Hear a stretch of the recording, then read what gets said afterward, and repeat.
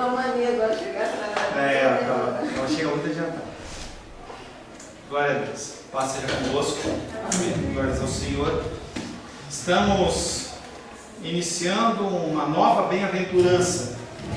Foi parado ou não, a quarta bem-aventurança chegou. Semana passada nós estivemos falando sobre qual bem-aventurança?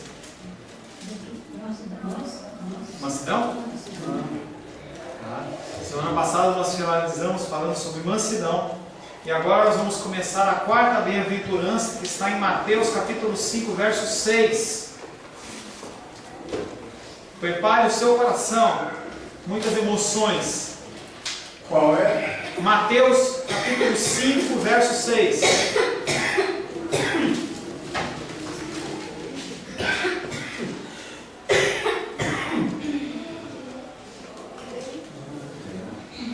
Seba, você não leu ainda hoje, lê, Seba. Mateus 5, 6. Sim. Bem-aventurados os que têm fome e sede de justiça, porque serão fartos. Você já teve fome e sede de alguma coisa? Você está com fome, sim, aquela fome. Você começa a ficar incomodado junto, entendeu? Fome. Luísa também. Hein? Fome, você aquela fome. Sede. A boca fica seca. Ontem eu estava lá no casamento, eu não colocava um copinho d'água para mim, eu sei que fiquei com uma sede. Falei pouco tempo, mas dá uma tensão, parece que a boca fica seca e você procura um copo d'água. Não é?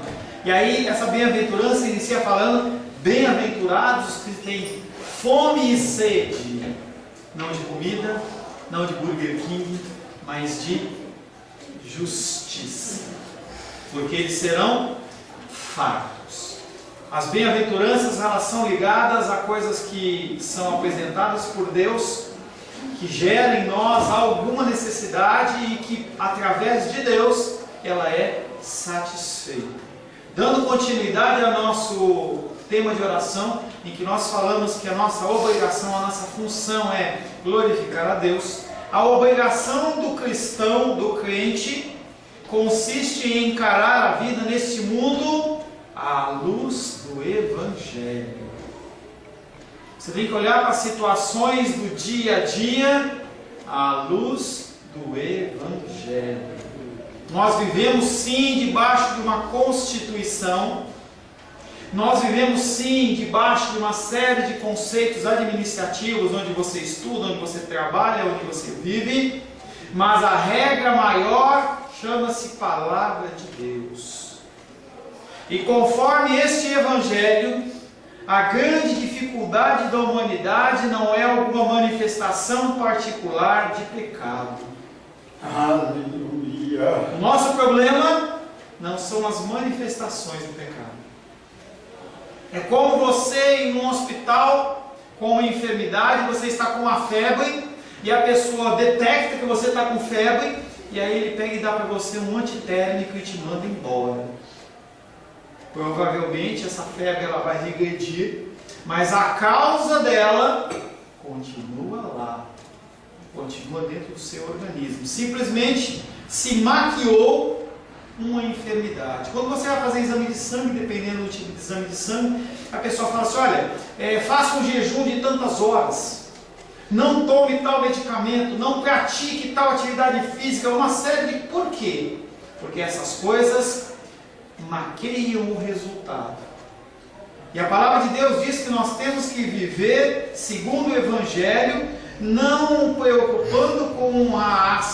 se preocupando em certo modo com a manifestação do pecado, e sim com o próprio pecado que está gerando isso.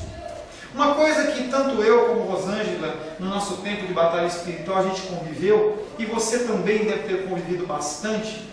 As pessoas, elas têm uma dificuldade de dar nome do seu pecado. E é muito mais fácil uma pessoa que adulterou, uma pessoa que roubou, uma pessoa que fez alguma coisa errada, falar assim: olha, é o demônio da prostituição que está sobre mim. Já ouviu, né? Deu risada porque já ouviu, né? É o demônio disso e o demônio daquilo. E as pessoas, elas vão dando nome para uma manifestação, em vez de tratar o seu próprio pecado. O cara foi sem vergonha, adulterou, e ele fala: não, é o espírito da pombagira que está em mim. Mas é o que as pessoas fazem, porque é simples. E aí nas reuniões de libertação isso é muito falado. A pessoa chega e fala assim: qual o seu problema? O meu problema é porque o meu pai disse para mim assim: você não vai ser nada. E hoje eu não sou nada. A culpa é do meu pai. O meu pai falou para mim que eu vou ser um bêbado. E eu sou bêbado hoje por causa do meu pai. Maldição. Hereditário. Gente, eu não estou dizendo que um pai e uma mãe falar uma coisa dessa com o filho não vai te afetar emocionalmente. Não estou falando isso. Tá? Nós, cada um, se for pensar em alguma coisa, talvez o pai e a mãe tenham falado, alguma figura de autoridade lançou uma palavra para você, porque você ficou muito triste. Te afetou o teu emocional. Mas isso não define o que você vai fazer. Quando você olha para uma favela, você fala assim, o ambiente de uma favela, por exemplo, do Rio de Janeiro, ou uma favela em algum lugar que tem um tráfico de drogas muito intenso, a gente fala assim, as pessoas aí, elas não têm saneamento básico, elas não têm, muitas vezes, asfalto na rua, vivem de uma maneira muito precária, vivem num contexto de pessoas que se assaltam, se roubam, e uma série de delitos. E aí, no meio dessa galera toda, nasce uma pessoa que se coloca como um médico, uma pessoa que é um bom esportista, uma pessoa que é um político, uma pessoa que é alguma coisa, e você fala assim, como que essa pessoa nesse meio? O meio que você vive não define quem você é. O meio que você vive não define quem você é. Voltando ao conceito da bem-aventurança. Oi? Quer falar, João? Pergunta, é que em outras igrejas, né, o pessoal geralmente fala que a palavra tem poder, principalmente se a pessoa tiver autoridade espiritual sobre a outra, né, tipo assim, você vai ser uma prostituta, o pai fala para a filha, aí o pessoal geralmente diz que isso vai acontecer porque a palavra tem tanto poder, tanto que Deus criou tudo pela palavra. Olha que comparação legal. A palavra tem poder. Que palavra tem poder? Jesus Cristo, que Ele é a palavra. Jesus Cristo criou. E Jesus Cristo foi o instrumento de criação. E Deus disse: haja céus, haja mar, haja animais, haja isso, haja aquilo. Deus era a força criadora. Jesus Cristo era a força criadora. A minha palavra não tem poder. A sua palavra não tem poder. Eu posso olhar e falar assim: João, você vai ser um alemão de olho azul amanhã. Você vai ficar branco. Você vai ficar de olho azul. Não vai ficar. Cadê o poder dessa palavra? Você não vê isso acontecendo. O que acontece é que através da palavra de Deus, quando você utiliza a palavra de Deus e ora em conformidade com a vontade do Senhor, você é usado como um instrumento de edificação. De edificação. Eu olhar para o João e falar assim: olha, João, o teu casamento vai acabar. Que autoridade? A gente tem esse entendimento de autoridade dentro do conceito hierárquico, por exemplo, das Forças Armadas. Se você não sabe, Edilene, ela é aposentada com status de coronel da aeronáutica. E ela, quando estava exercendo a sua função, ela... Irmão Cláudio, sargento da polícia militar. Quando o irmão Cláudio, ele dava um comando para um cabo, dava um comando para um soldado, o que ele fazia, irmão Cláudio? Obedecia, ou então pagava a pena pela desobediência dele. Certo? Esse conceito de hierarquia não existe no conceito do reino de Deus. É uma coisa que eu tenho falado com vocês dia após dia, após dia, após dia. Eu, Paulo, não tenho autoridade 8, e João tem autoridade 7, porque nós estamos nesse esquema hierárquico de polícia aqui. Não tem isso. Não há isso. Eu executo e exerço uma função pastoral que aos olhos de Deus é tão importante quanto o ministério do João, de ministério de louvor. É por isso que você, como ministro de louvor, tem que tomar muito tempo na sua vida. E você tem que entender que Deus ele olha para a minha função ser desenvolvida no mesmo nível que a sua. Se você cumprir com excelência, você vai ser encontrado como um filho amado em quem ele tem prazer. Se não, vai achar ruim e vai trazer consequências sobre a sua vida. Não há uma palavra que eu possa deflagrar sobre a sua vida que vai mudar o seu destino.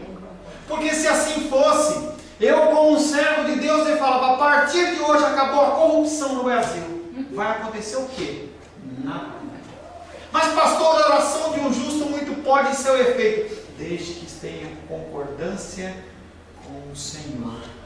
O Senhor, ele tem definido sobre o Brasil juízo.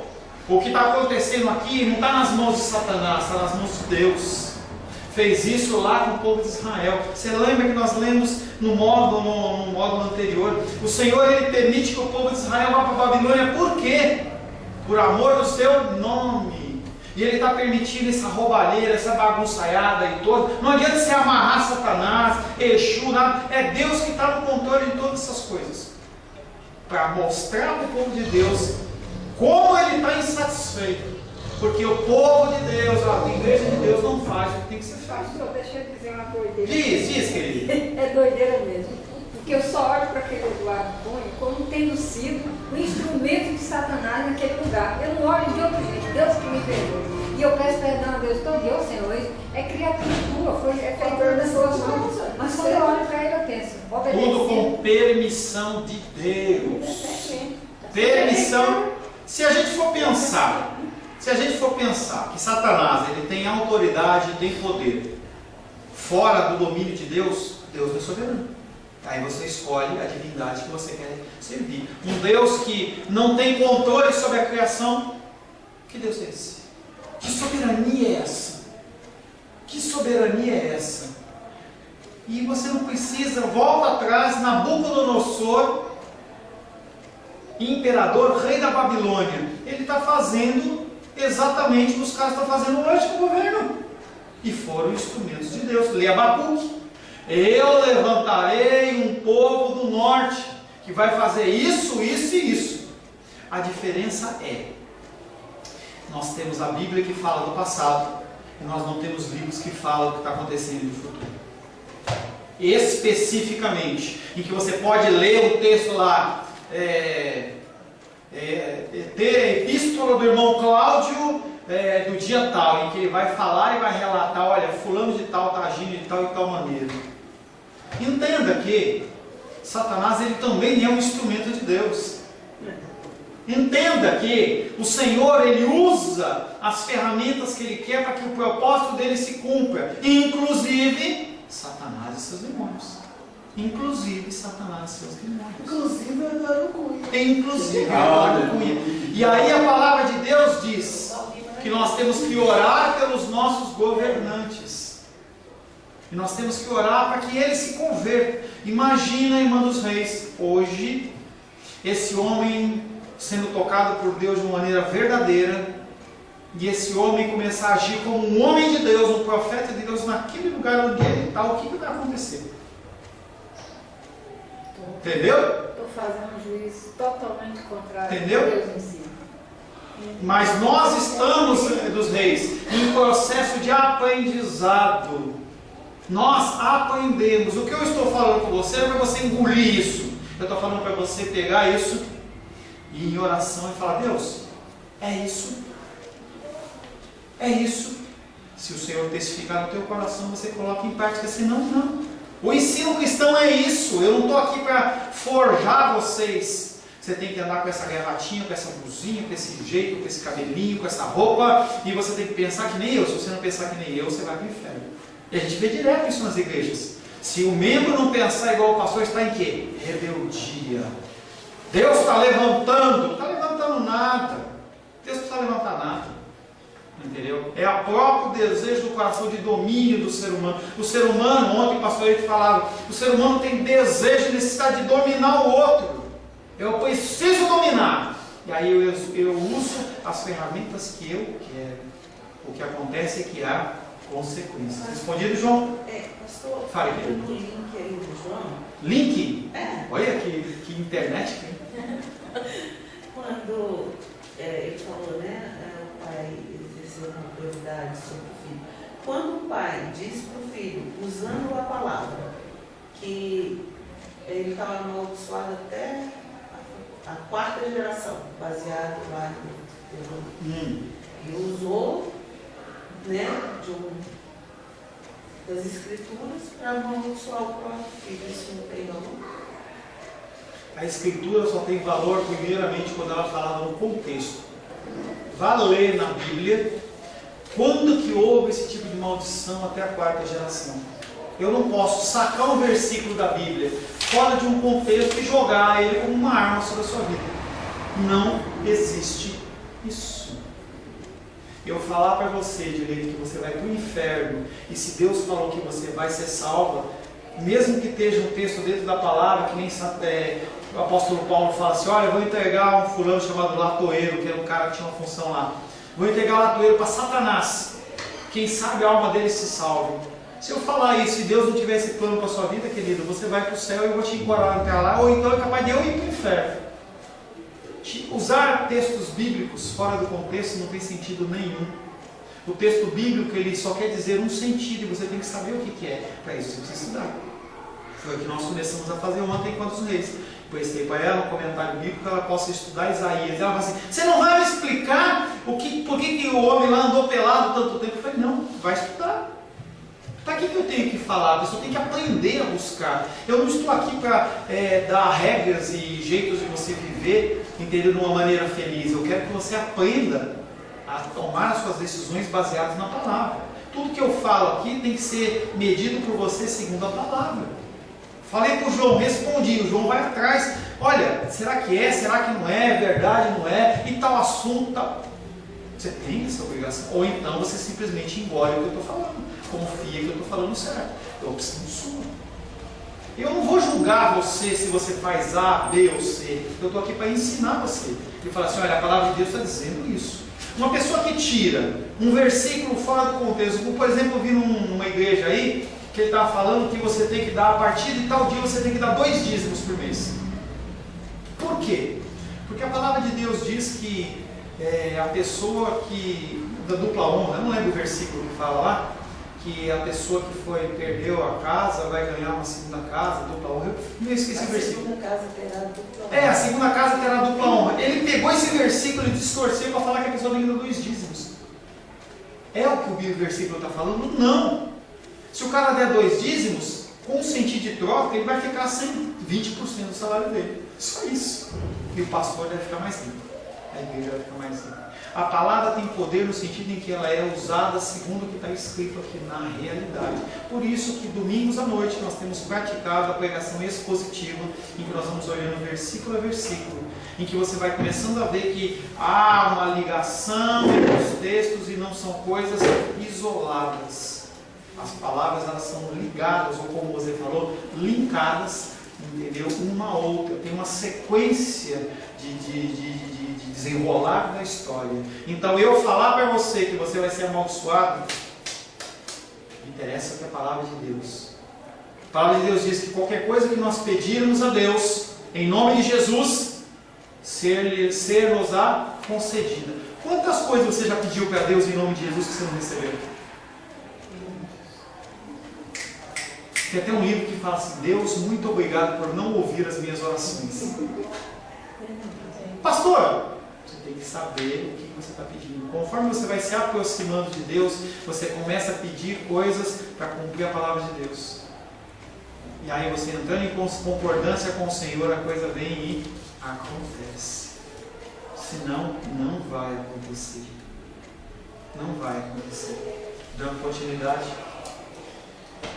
Nós temos que nos preocupar não com a manifestação particular do pecado, e sim com o pecado propriamente dito. Se você se sente aflito e ansioso a respeito do estado do mundo e da ameaça possível de guerras, das dificuldades, de fomes e toda sorte de dificuldades que a gente vê aí pela televisão, eu te asseguro que a melhor maneira, a maneira mais correta, é a gente começar a dar atenção para esse versículo que nós lemos e começarmos a colocá-lo em prática. Bem-aventurados os que têm fome e sede de justiça, porque serão fartos. Quando você começa a buscar a justiça não humana, mas a justiça de Deus, o Senhor ele começa a te utilizar como instrumento de transformação. E nós praticamos erros e falhas muitas vezes porque nós não sabemos. Mas a partir do momento que nós aprendemos, nós temos que começar a colocar em prática. Se cada homem e mulher neste mundo soubesse o que significa ter fome e sede de justiça, então não haveria perigo de explodir em conflitos armados. Se as pessoas no mundo, na sua totalidade, soubessem o que significa ter fome e sede de justiça, não haveriam guerras, não haveriam conflitos. Esse é o único caminho para ter a verdadeira paz. E as pessoas elas buscam paz de uma série de maneiras. Tá? E aí, a gente voltando dentro do tema social. O problema de segurança pública que nós temos hoje. Se a gente duplicar o quadro de funcionários da polícia, vai resolver? Se a gente multiplicar por 1000, você acha que vai resolver? Entenda que a índole humana ela não muda.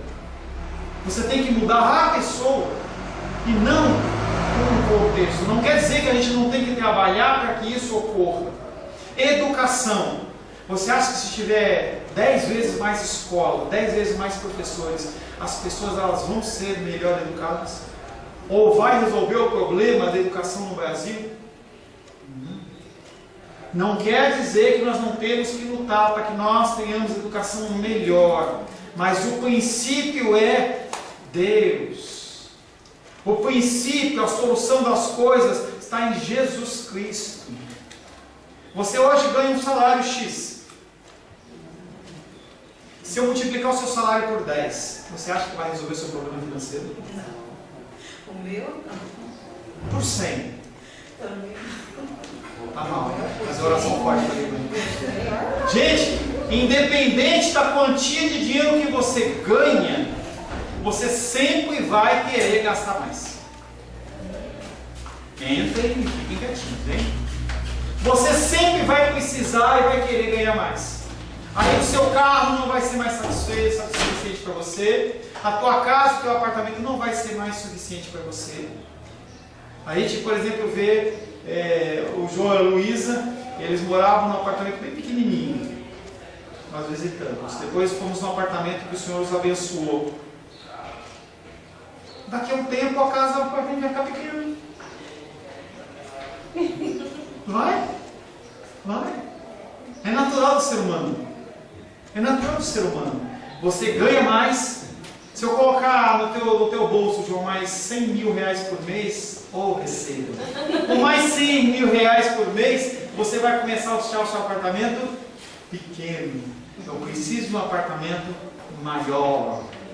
Nós não somos satisfeitos, nós não somos alimentados. Eu falo bastante de um livro que eu e a Rosângela já lemos, que fala das 5 linguagens do amor, que não é um livro que você tem que ler porque não resolve. E basicamente o livro fala, identifique qual é o desejo do teu cônjuge, satisfaça que ele vai te satisfazer. Uma coisa que eu e a Rosângela descobrimos é, nunca nosso desejo é satisfeito. Eu sempre estou querendo mais. Eu sempre quero mais, parece que é um tanque furado. E isso é a mesma coisa em relação ao espiritual. A única solução para a paz é a busca da justiça, a sede e fome de sede de justiça de Deus. Todas as demais considerações não exploram a causa do problema e todas as denúncias que estão sendo feitas contra diversos parlamentares, diversas situações, diversos países, povos e indivíduos, não vai ter o menor efeito na vida da sociedade. O ser humano ele é pecador na sua natureza. A pessoa ela está sempre buscando a satisfação do seu próprio desejo, da sua própria vontade. Dessa maneira, com frequência desperdiçamos o nosso tempo exprimindo nossos pensamentos e sentimentos humanos ao invés de tomarmos a sério a palavra do Senhor. E aí, em vez de eu ficar me preocupando, porque Deus falou que um homem falou para mim, olha, você vai ser miserável, você não presta, você vai isso, você vai aquilo. Pastores usam isso. Você vai sair da minha igreja, você vai morrer. Você vai passar isso, vai passar aquilo. Talvez alguns de vocês tenham ouvido isso aqui. Entendeu? Você vai sair da minha igreja, você vai sair debaixo da minha cobertura espiritual. Gente, se você depender da minha cobertura espiritual, você está perdido. Porque o meu guarda-chuva é mais furado do que peneira. Confie mais no Senhor do que em mim. E as pessoas, da mesma maneira, eles continuam utilizando essa figura de domínio e essa figura de autoridade. Todas as demais considerações não levam a nada.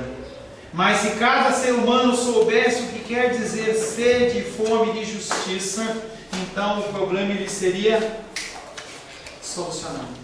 Porque as pessoas do seu interior estariam sendo mudados e transformados. A maior necessidade do mundo atual é um maior número de cristãos verdadeiros. Nós não precisamos de bons políticos, nós não precisamos de bons professores, nós precisamos de muitos cristãos verdadeiros que busquem viver a palavra do Senhor dentro das suas funções. Nós não precisamos de um presidente evangélico, nós precisamos de uma pessoa temente a Deus, uma pessoa que seja guiada pela palavra de Deus. Porque nós temos uma bancada evangélica lá em que uns são bons, outros não fazem absolutamente nenhuma diferença. Você é de Deus. Ah, alguém falou? Fala. Nesse conceito de educação que você estava falando, eu acredito mesmo que o Senhor tem que ser base para todas as coisas, não resolve. Se você tiver uma boa educação, se a pessoa não tiver o Senhor, como os conceitos dela são deturpados, provavelmente ela vai se inclinar por mal. Mas a gente tem modelo de outros países que não são cristãos e têm uma educação excelente e as pessoas se portam de maneira, eu diria que é excelente. Socialmente falando. Socialmente. Socialmente falando, sim. Porque o problema é que nós não estamos tratando de um assunto social. Você vai ter pessoas que você anda na rua e você não vê sujeira na rua. Mas são pessoas que pegam uma metralhadora, vão numa faculdade, numa escola e metralham 50, 100 crianças da Velha Sofia. E aí o cara recebeu uma educação excelente. Pega a Suíça, pega Japão, em que o nível social deles de educação é extremamente alto e é o nível maior de suicídio. Você pega uma Holanda, em que o nível de educação é superior e as pessoas lá estão trabalhando pela liberação da pedofilia. Você vê que o conceito moral, entendeu? Ele é deturpado e a pessoa é extremamente culta. Tem um bom salário, mas totalmente deturpado os relacionamentos. E aí eu volto a falar, o nosso padrão, ele é um padrão que tem que ser um padrão bíblico. Por isso que eu falo, a pessoa ter uma boa educação, mas ela não ter o princípio bíblico, não vale absolutamente nada. Porque eu posso formar pessoas na UNB, por exemplo, em que as pessoas estão lá, entendeu? Aprendendo teoricamente do melhor, e elas estão sendo formadas a serem marxistas. Em que o conceito do comunismo é enraizado dentro da sociedade, dentro de uma sociedade que é democrata. Ou seja, há um conflito em que você tem pessoas dentro do movimento de Sem Terra, que é um movimento social, em que as pessoas elas são educadas, mas elas recebem um terreno do governo e vendem e voltam novamente e alugam aqueles imóveis e fazem, eu continuo não tendo nenhum tipo de imóvel. Que adianta o ensino? Absolutamente nada nesse aspecto espiritual. Se todas as nações fossem formadas por crentes verdadeiros, então ninguém precisaria temer o uso do poder atômico nem qualquer outro tipo de armamento. Dessa maneira, o Evangelho, que parece ser tão remoto e indireto em sua abordagem, na realidade é a medida mais direta para resolver os problemas. Nós vamos conseguir a mudança na sociedade a partir da mudança do meu eu. Pastor, mas eu sou tão pequenininho, sou só o eu. Profetas falaram dessa maneira. Jeremias falou dessa maneira. Moisés falou, Senhor, quem sou eu? Eu nem sei falar. e foi um instrumento do Senhor. Sim, você faz diferença. Você, como um ser individual ligado ao Senhor, você é maioria. Você tem que entender e tem que acreditar nisso. Sim, você pode fazer uma diferença.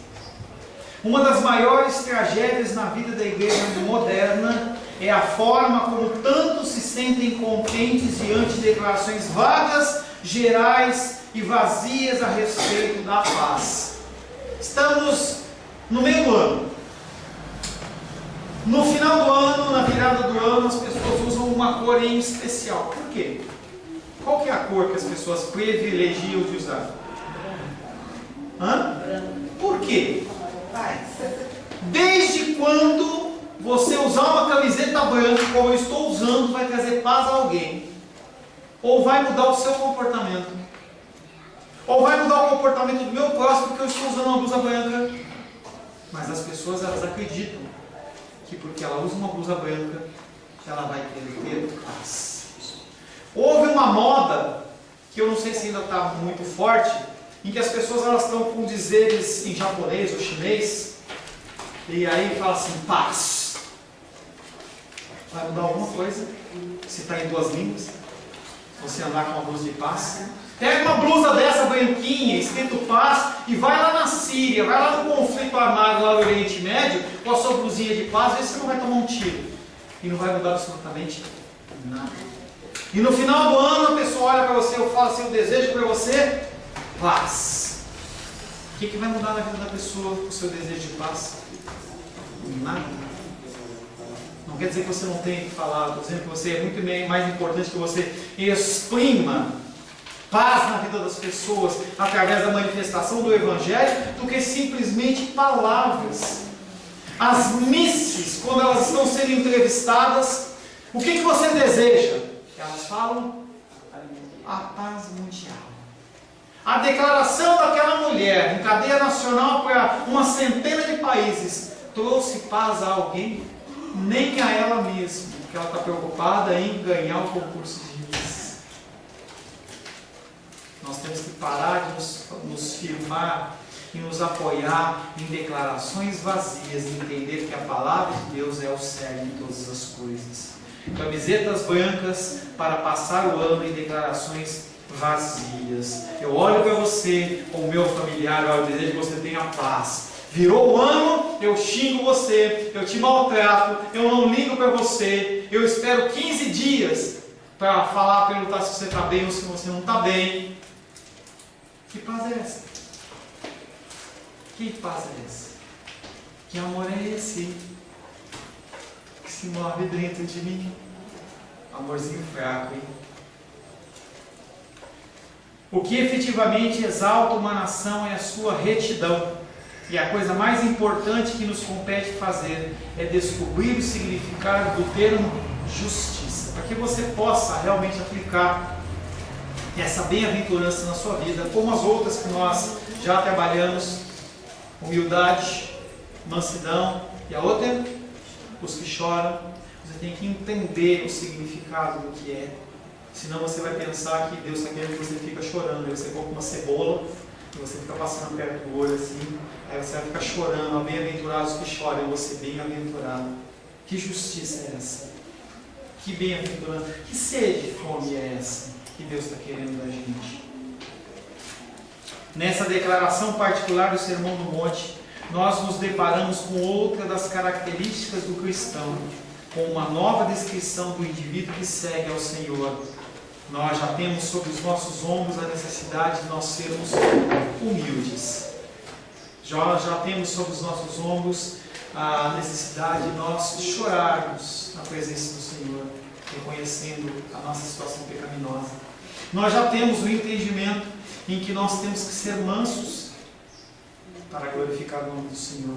E agora nós temos mais uma característica que tem que fazer parte do seu rol de características: ser justo.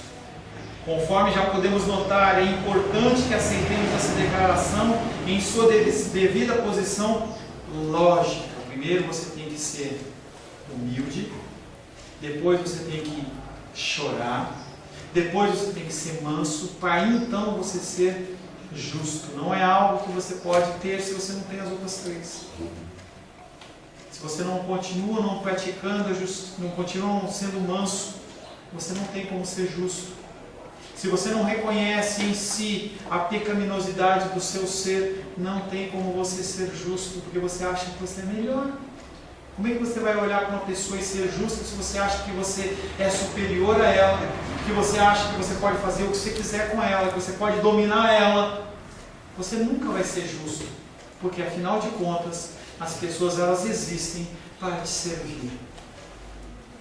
As pessoas sim existem para te servir. É um conceito que todos nós que já fomos filhos, em algum momento da nossa vida, nós tentamos praticar isso. Papai e mamãe existem para nos servir. Se eu não existisse, meu pai e a minha mãe iam ficar totalmente frustrados. Afinal de contas, para quem que eles iriam fazer um pão com ovo? Eu lembro que minha mãe fazia para mim. Eu ia estudar na Escola Técnica Federal e a minha mãe acordava cedo e ela fritava comigo. A casa ficava com um cheiro delicioso, 8 horas da manhã. Aquele cheiro de bife com ovo, entendeu? E ela fritava, nesse momento que está 11h25, você está ficando com fome já, e ela fazia o lanchinho para mim. E ela cozia um ovo, e ela fazia um negócio muito bonitinho. Ela colocava o ovo cozido, descascava para mim, claro, né? Ela descascava para mim. E ela pegava uma porção correta de sal, colocava num papel alumínio e colocava bem naquela partezinha que é abaulada do ovo. E fazia toda uma cobertura de papel alumínio para chegar quentinho no lugar. Minha mãe existe para me servir. Se você não tem entendimento da mansidão, você vai achar que as pessoas existem para te servir.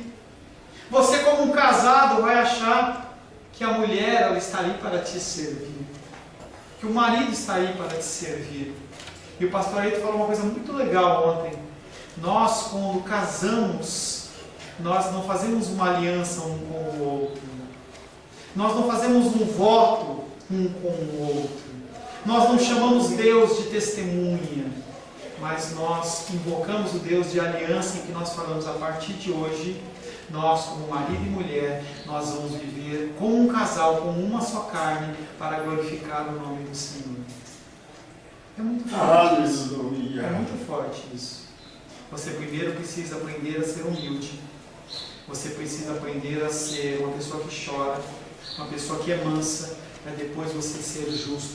Inclusive com a sua secretária, com a sua funcionária que está lá fazendo a faxina. Se você não desenvolver isso, você vai falar assim, não, eu pago. Quem paga o seu salário sou eu. Olha, cadê a justiça? Não tem justiça. Não tem justiça. Nessa declaração particular do Sermão do Monte, nos deparamos com outra das características do crente, com uma nova descrição do indivíduo que segue ao Senhor. Se você segue ao Senhor, você tem que buscar desenvolver essas qualidades na sua vida. Pastor, eu não quero. Bem-vindo ao inferno, porque aqui é para onde você vai. Não? Está amarrado? Mude. Não adianta você falar, está amarrado com uma coisa que é determinada do Senhor. Não adianta você bater na madeirinha, não adianta você dar três pulinhos, não adianta nada. O que adianta é você se converter ao Senhor. Não quer dizer que você vai ser totalmente justo, totalmente santo, totalmente humilde, totalmente identificado na sua pecaminosidade, mas você tem que caminhar em direção a um alvo que chama-se Jesus Cristo. Muito obrigado, John, pela tua passagem. Feche seus olhos. Senhor, em nome de Jesus, nós agradecemos ao Senhor porque temos a oportunidade, mais uma vez, de nos mudarmos, nós sermos transformados e corrigidos. Queremos, Pai, neste momento, glorificar, exaltar e bendizer o Teu santo nome, pedindo, Pai querido, que os ensinamentos que foram ministrados nesta manhã possam ser gravados no nosso coração e gerar mudança e transformação para as nossas vidas. Em nome do Senhor Jesus Cristo. Amém. Glórias ao Senhor.